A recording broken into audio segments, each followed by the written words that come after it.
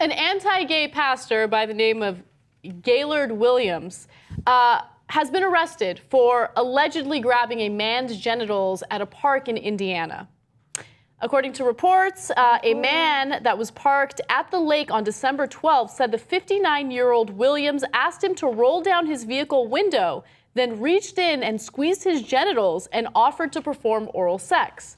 At that point, the driver basically told him, like, you don't want to mess with me, right? You're barking up the wrong tree.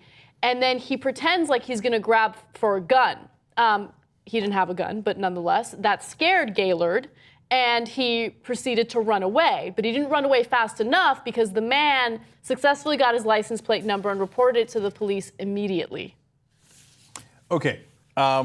Here we go again. What is this? Is the millionth case in a row? Oh, the gays are terrible. Okay, let me tell you about what the Bible says. Oh, you shall not lie with a man. Unless you're trying to grab his cock, of course, through his window. In which case, hey, you know, we're all having fun, aren't we? And then, well, if you're still unclear whether Mr. Gaylard is gay, Anna, what did the cops find in his car once they caught him? Officers said Williams had gay adult material in his vehicle when they stopped him later. Huh. But maybe he was just doing some research on some of the crazy things that happen in the gay community. That way he can preach about it later at church and tell them how wrong it is. Yeah, I'm sure that what he was about to do that Sunday is give him a big sermon about, look, I just had my hand on a guy's penis. Yeah. And I can tell you from personal experience, it's wrong. It's immoral and sinful. And I read through all of the gay porn in my off time, just to tell you how sinful it is.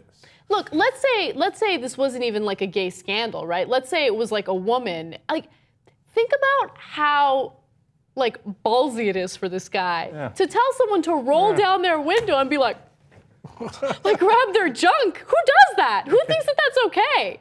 I mean, it's amazing. And also another part of the story that I just can't get over. Because that's not okay, right? No, that's not okay. Okay, all right. That's sorry, Jake. Okay, I just want to make it clear. But perhaps the most interesting part of the story is the fact that his name is Gaylard. I can't get over it. Who names their kid Gaylard? And I'm sorry for all the Gaylards out there that are watching this show. It's an unfortunate name. I'm sorry. Yeah, I've never heard of Gaylard. The far more common version of that is Gaylord. Right. Which is perhaps even funnier, to be honest. I remember when I was a kid and there was a picture named Gaylord. And I was like, really? And usually it's a last name, though. It's not a first name. No, first name. Yeah. Why do their parents hate them? No, I know, but of course, when they named him that, I presume, that that's not gay meant happy.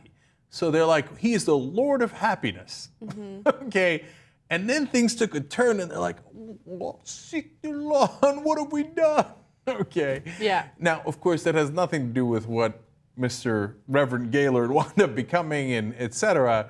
And of course, him being gay is perfectly fine. He just shouldn't preach against it. And he shouldn't grab random people's junk.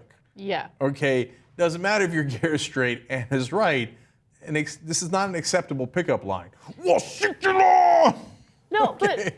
but think about this as well. Like, oftentimes when we do stories about people who are really outspoken against the gay community, like, we'll accuse them of being closeted, and people will be like, that's unfair. Why are you doing?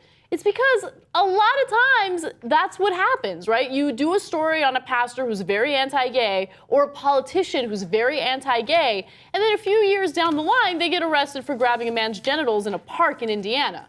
So it's just, look, those who speak out against it the loudest seem like they have something to hide.